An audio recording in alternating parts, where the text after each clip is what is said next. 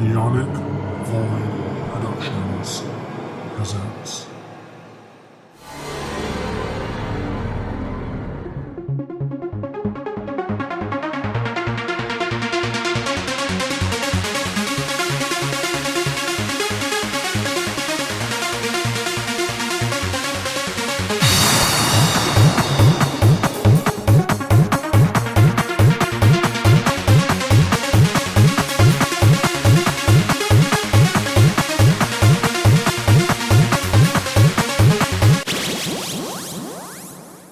Hi, welcome to book-watcherz. What's good? What's poppin'? I'm your boo, Jacob. Hi. And Boo. well, not your boo. Oh God. Yeah, you're not my boo. No, I didn't mean your. The fuck? Like, I was not. You couldn't handle all of this, sweetie. Hi, I'm Devin. What's good? What's poppin'? Like, wow, so high maintenance. Anyway, I'm Jacob. High maintenance. Oh, bitch, you don't know what high maintenance is. Anyway, I'm an angel sent from God. Yeah, more like a devil in disguise. I mean, hey, if the ginger fits. And I'm a ginger. Hi, welcome to book-watcherz, where we talk about books and sometimes watch a movie or two. And most of the on time, said book. And most of the time, really just take a shit on that movie because a lot of the time those movies suck. Yeah, no. Now today's thing that we're talking about is another Stephen King book. Yeah. Before we get into that, in the description you'll see a link that will take you to the podcast and the other shows and the YouTube channel and bibbidi bobbidi boo, all that shit. So that will be in the description below. I'm not housekeeper and or aka Tiff. I suck at this. So links in the description. I'll take you to the other shows in the NeonicVoid Productions. Go take a look-see. Anyway. And unfortunately, there's no mint on the pillow, but you will find the object of your desire. Or the object of your despair. Either or, depending if you're on the naughty or nice. Non-refundable. I mean, if you're on the naughty list, it's going to be a surprise. But either way, it's non-refundable. But just know that you'll definitely get a kick out of it. Gay. Anyway, so what are we talking about today? So today we are going to be talking about another Stephen King novel. This time we are going to be talking about Firestarter. Yay! Woo. So, Firestarter or Carrie Adjacent. Carrie Adjacent? Oh my god. Well, when you think about it, like the premise is pretty much the same. It's centered around a young girl with psychokinetic abilities, except in Firestarter, the young girl in question, girl name, excuse me, let me get my notes up. Sorry, I should have that already. The young girl is a girl named Charlie McGee. So, a little back, it is centered around this young girl, and she does not have telekinetic abilities like Carrie does, but she has pyrokinetic abilities. So, she is a literal Firestarter. Now, ding. So, the story of Firestarter actually begins where Charlie is born. The story pretty much starts off centered around her father, Andrew McGee, or Andy, and his wife, Victoria, or Vicky. The thing is that back in the day when both Andy and Victoria were students, were both college students, bro college student shit. They both decided to participate in a experiment dealing with a specific kind of hallucinogenic drug similar to LSD called Lot 6. Now, the drug gave Andy and his future wife, Vicky, minor psychic abilities, with Vicky, she gets minor telekinetic abilities, and with him, he gets this form of telepathy that allows him to control other people's minds. More specifically, he's able to like push suggestions into other people's minds. And after college, and as he learns more about his abilities, he actually uses it to help him in his psychologist career, because he is a certified psychologist. And what he tends to do is use his push ability to like help implant suggestions in his patients to help them deal and cope with their own stress and mental illnesses. But it comes with its own drawbacks, because if he pushes too hard, it leaves him with crippling migraine headaches and even like minor brain hemorrhages. Mm-hmm. And similar things with his wife. She can move objects with her mind, but anytime she moves anything too big, she like deals with the same thing, splitting headaches, and she feels like she can't move for the rest of the day. But after they get married and they have their daughter Charlie, they realize very early on that Charlie has inherited their abilities. In fact, she's developed her own ability, and it is very powerful pyrokinetic abilities. In fact, when Charlie was just a baby, like a few months old, I guess like as her hair was growing out, it got into her face, and she got a little upset, and she accidentally set her own hair on fire. And from that point on until like the present day, I believe she was like 8 or 9 in the events of the book. Charlie like will have these little accidents where she'll accidentally just set things on fire. If she has a tantrum, she can like set like a whole room on fire. If she like gets fussy, or she focuses too much on one thing, she will cause things to just spontaneously combust. The thing is that Charlie and her family, they've had for a very long time, they've had to basically go on the run and hide from the government agency that experimented on her parents. This agency is called the Shop. Now, the Shop,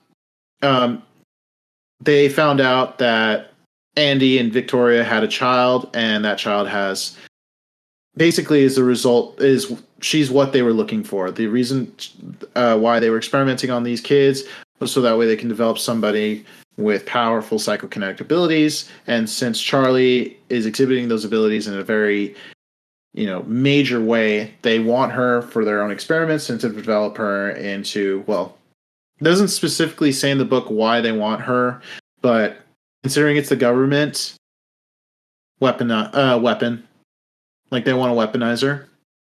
So, it goes without saying. So, let me see here.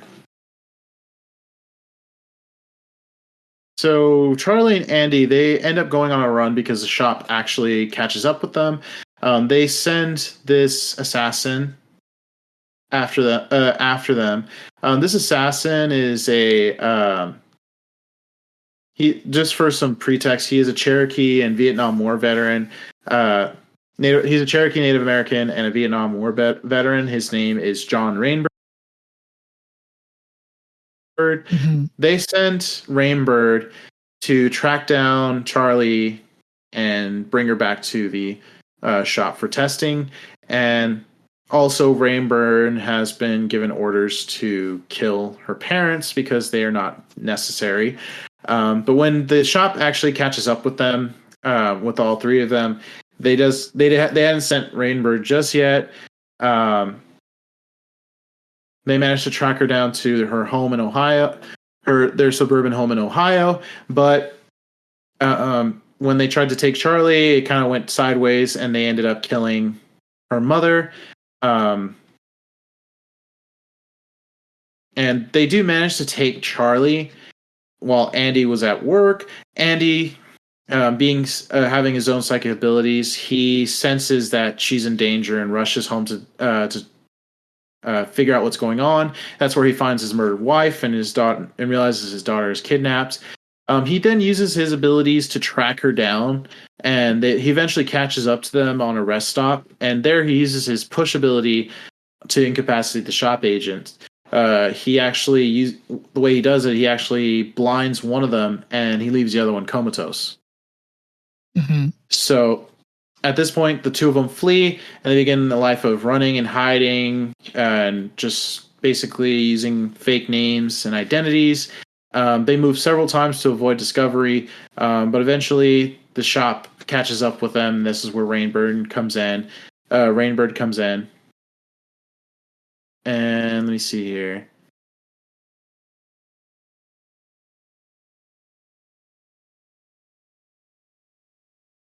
So the chase does take them through many places, including Albany, New York. And at one point,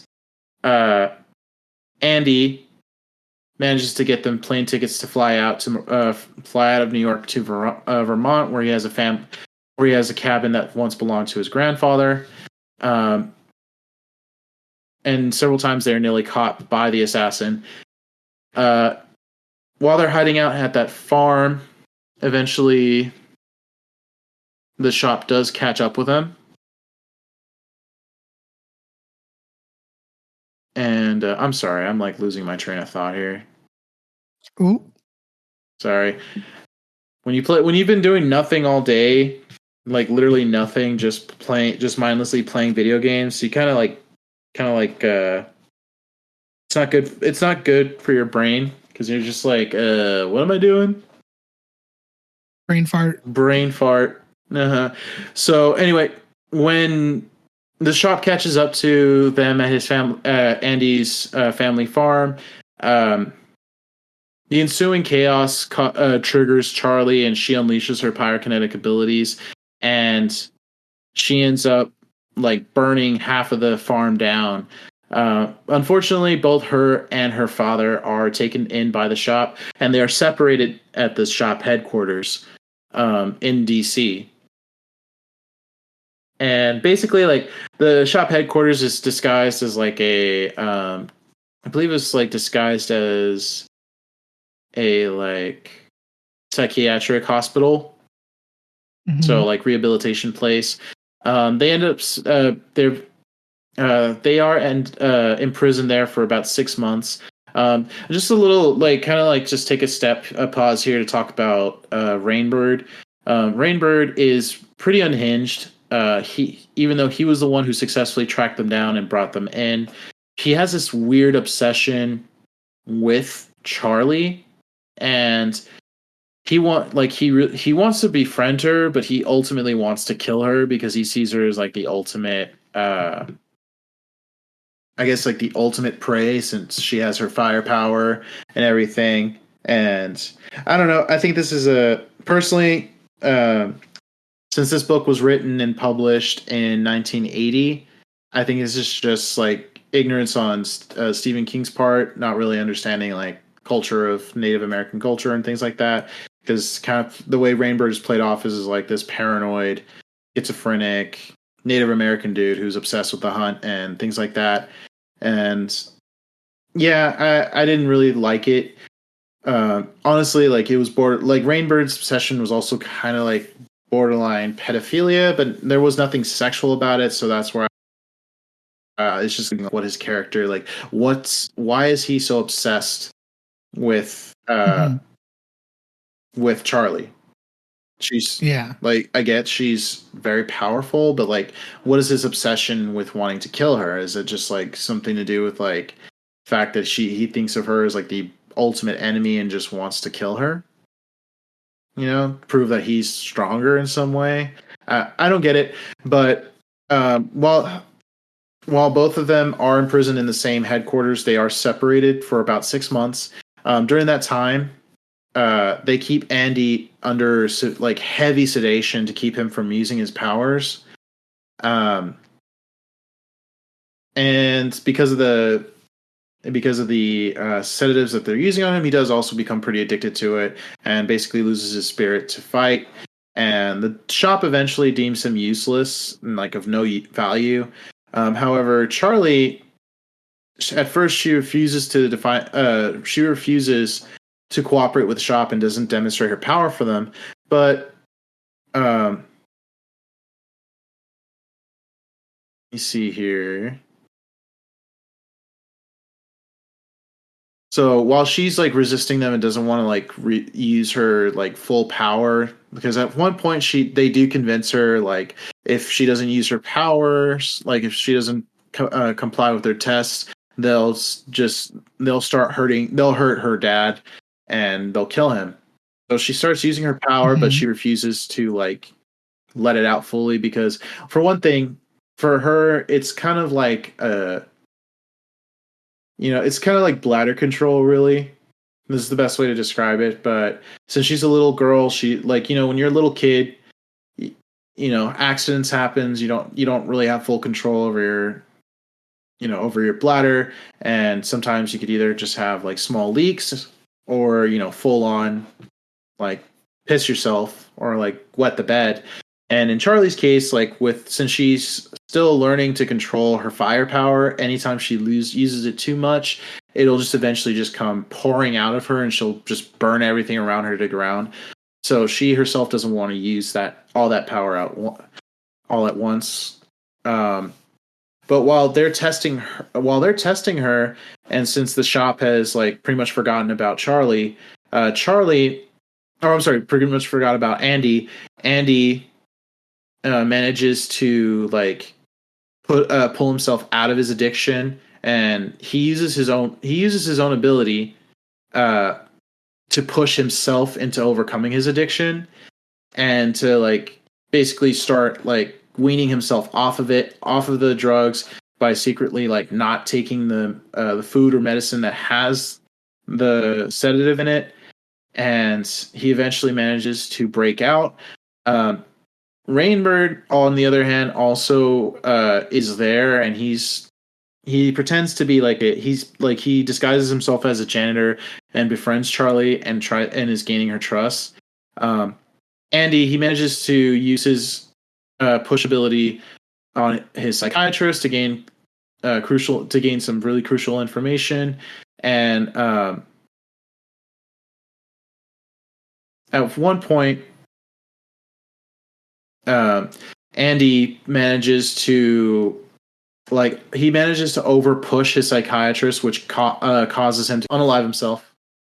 So his psychiatrist, because like when Andy uses his abilities too much on a person to control them, it causes like I guess you could say like a mental feedback, and this causes them to like become unhinged, begin to act out in strange ways, and even hurt themselves. And that's what happened with his psychiatrist. Like he had some pretty kinky things that he had repressed, and Andy's push and with Andy using his abilities on him, it causes those repressed kinks, quote unquote kinks, to like really come to the surface. And he ends up hurting himself to the point of death.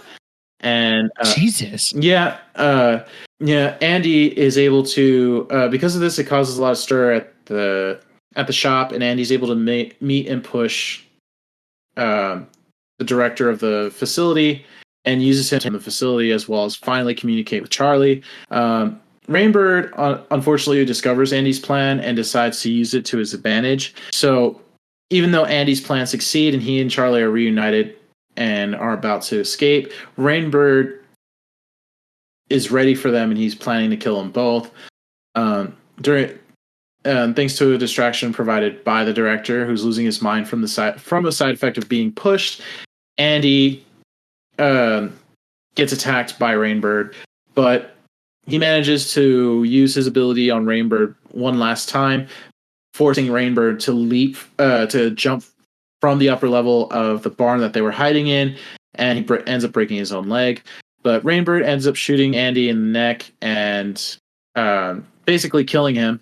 And then when he tries to kill Charlie, Charlie, in a fit of rage, she uses her power. She just basically unleashes her power full force and her firepower stops the bullet in midair, and it sets both Rainbird and Cap on fire. Her dad, because he used his ability too much, he ends up having a stroke and has an aneurysm. He has an aneurysm which causes a stroke, and he does end up dying. After he dies, Charlie, she goes on a rampage. She burns down the entire facility, killing like dozens of employees, and like basically just wrecks everything. And nothing they do can stop her, because this is a military facility as well. So even though the military is there and they try to like stop her, she just ends up blowing them up, and she does end up escaping, leaving almost everybody dead. Damn. So, but of course, in the very government fashion, the whole event is covered up and released to the media as like a terrorist firebombing. The shop, it quickly reforms under a new leadership, and they begin to hunt Charlie again. She ends up returning to her family farm, and she eventually comes up with a plan to basically expose herself, so that way the government can no longer cover it up. So she ends up traveling to New York City, and she goes to Rolling Stone magazine, the Rolling Stone magazine of all places, and she gives them a demonstration of her power. But at that point, that's where the book ends.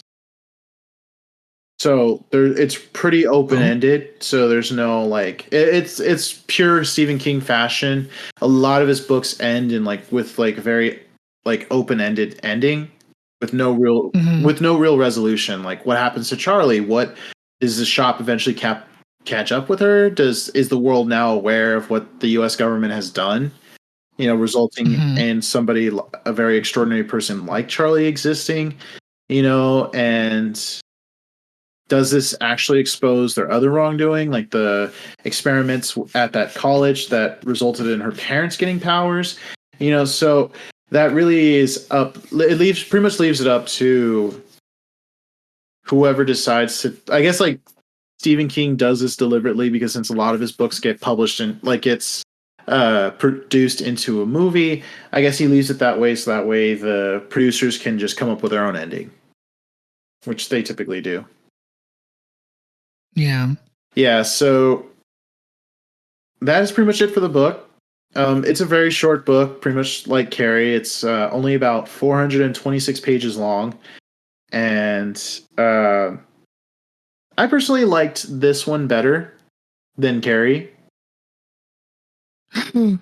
Like Carrie, don't get me wrong, Carrie is always going to be a classic and it's always going to be iconic, but I like this one better because I feel like we actually know how she got her powers. Like, okay, so it all started when the government started fooling around with LSD, and with an LSD variant, which gave her parents psychokinetic abilities, which she ends up inheriting. But the thing is unlike her parents, who are very limited because of their own mature physiology, she herself is not held back by those limitations, which is why she's very powerful.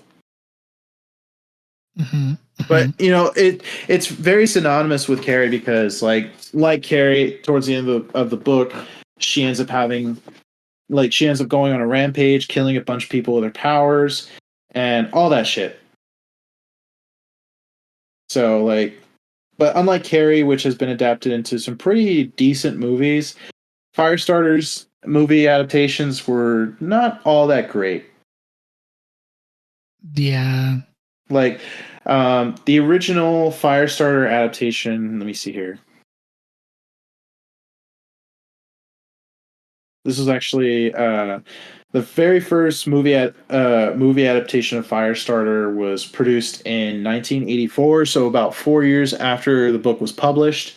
And it actually, this was, I believe, her breakout role.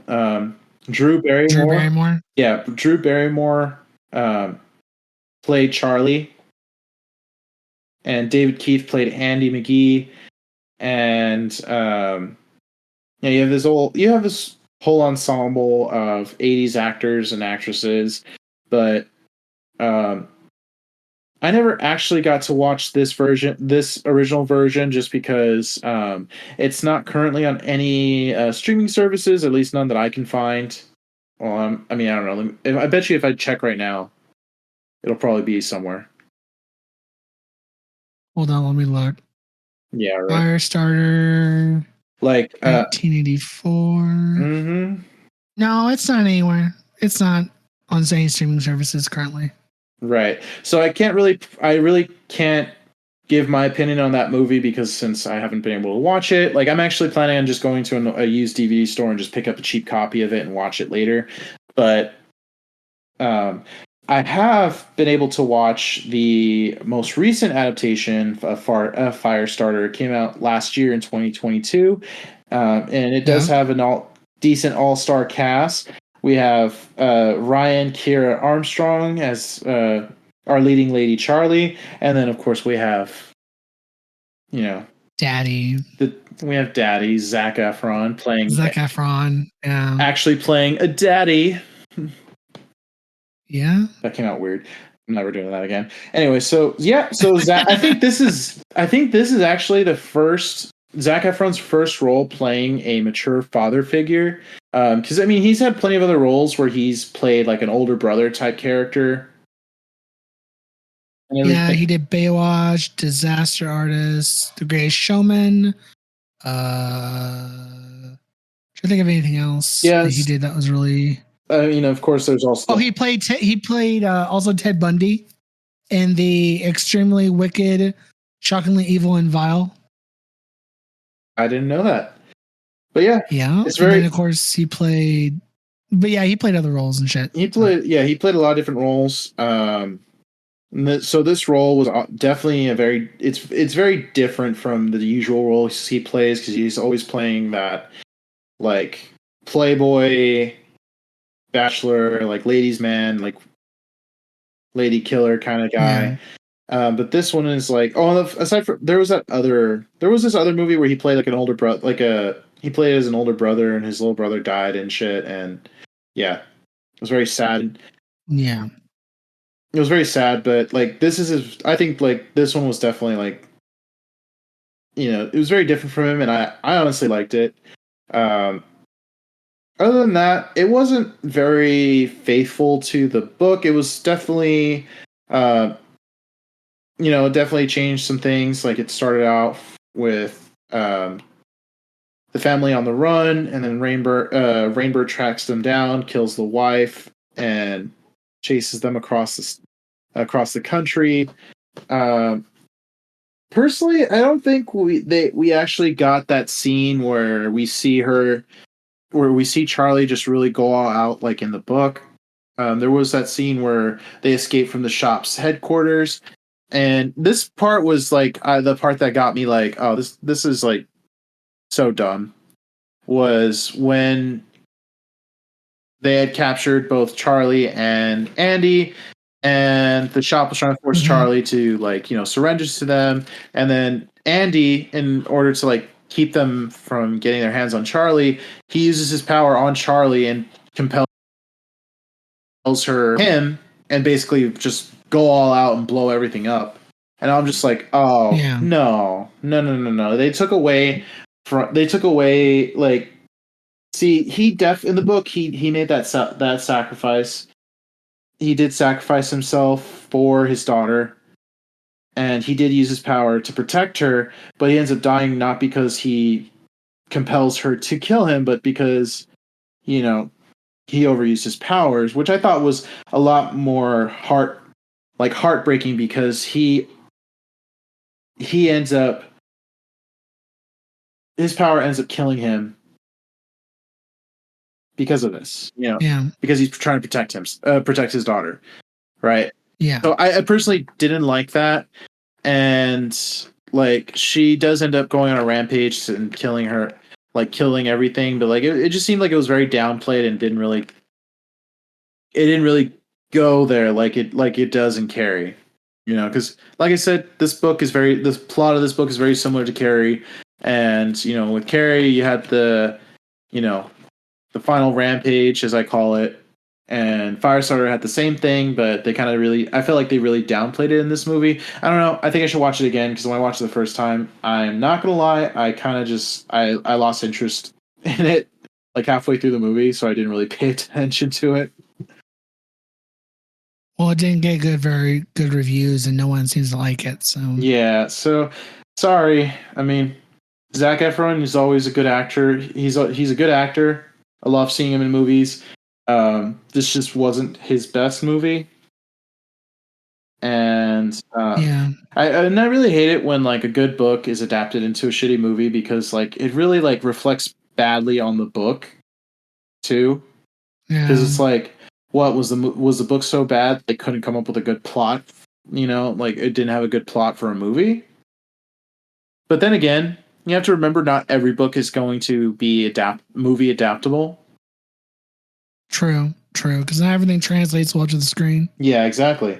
Unless of course you are like, unless of course you do your research and you know how to like really like translate these books. Like personally, like if we go take a step back and talk about Dune for a second, that book was definitely not an easy book to translate into a movie, but Villeneuve did an excellent job. Yeah. And I honestly can't Agreed. And I honestly can't wait for part 2 to come out. It's coming out this year, right? In November? Yes, it is. Yes, it is. So happy. I'm here for that. I'm living for that. But yeah, other than that, this is Firestarter by Stephen King. Definitely, I would definitely say read the book.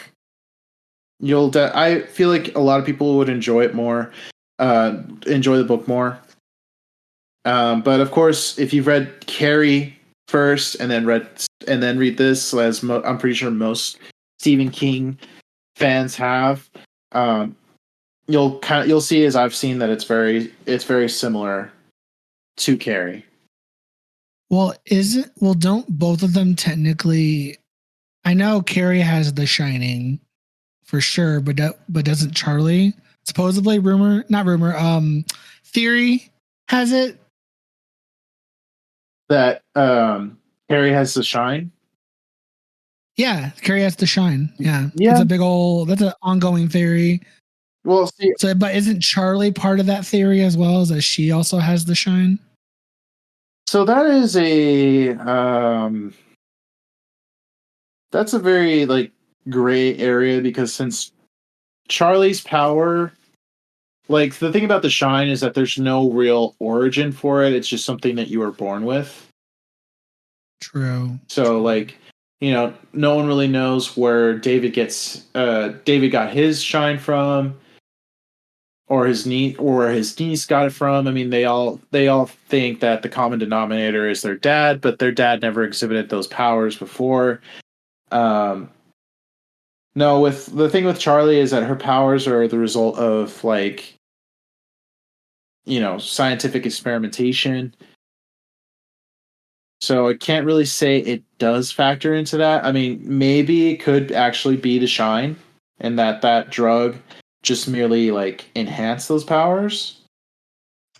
I had to look back at that theory, because I know for sure it was Carrie, as well as obviously The Shining, the kid in The Shining, and then oh god, what's that character's name from The Green Mile?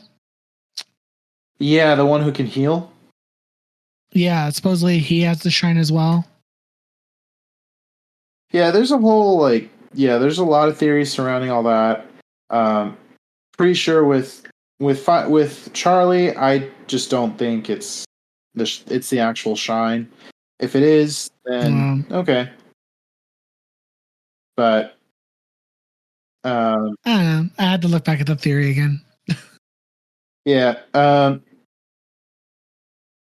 I gotta like go through Carrie again and just do more research, but I'm pretty sure a lot of people theorize that her dad is actually the Man in Black. You're kidding. That makes sense. Yeah, that makes sense. Yeah, because like it like her mother while she doesn't openly admit it, she was like it wasn't like wholly touched on, but she basically hinted that she was the victim of marital R word. Yeah. So like it's possible like her husband was in fact the man in black, and he was just using her for his own purposes and shit. But Yeah. and Carrie is the result, which is why she has such powerful telekinetic and telepathic abilities. Yeah. It's true. So, It would explain a lot, and it would explain why her mother was so freaking religious. Because I'm sure she wasn't like that before. oh yeah. Well, I'm sure she was probably like that before, but I've always wondered why was she so extreme? Like, because that extremism doesn't randomly pop up overnight. Someone put you that way, or something drove you to that, to be that extreme.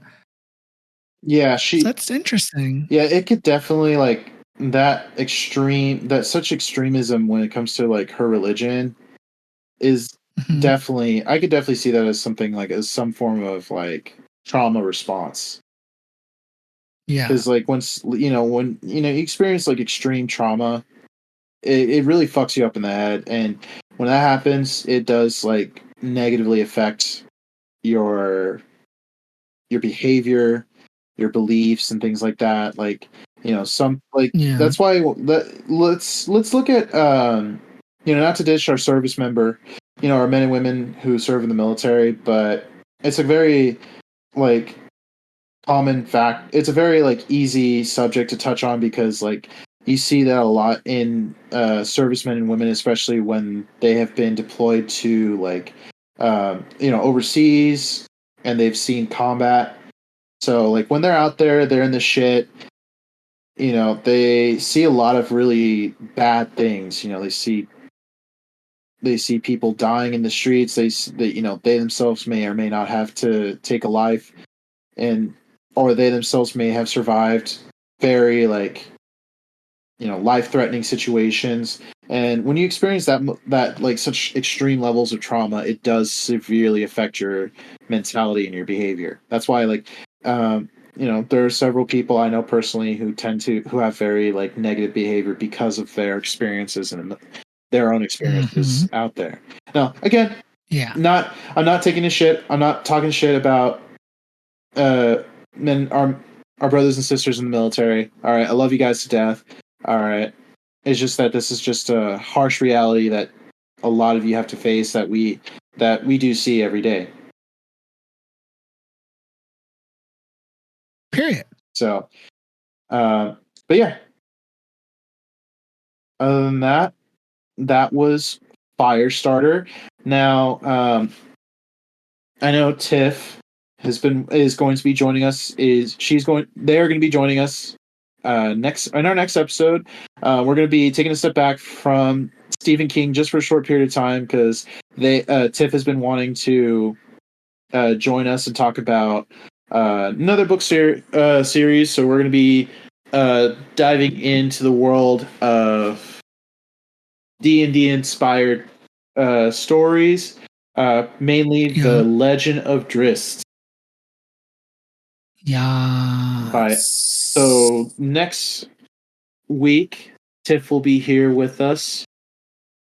Whether in person or in spirit, I don't care. Well, I got a little bit of, witchcraft running my veins. I'll figure out a way to invoke her or something. She'll be here. They'll be here. Oh God. They'll be here. Either way, they'll be here. They'll be here. And we will be talking about book 1 in the Legend of Drizzt, Homeland. Yep. So until then, catch y'all next time. All right. Peace out. Bye. Bye.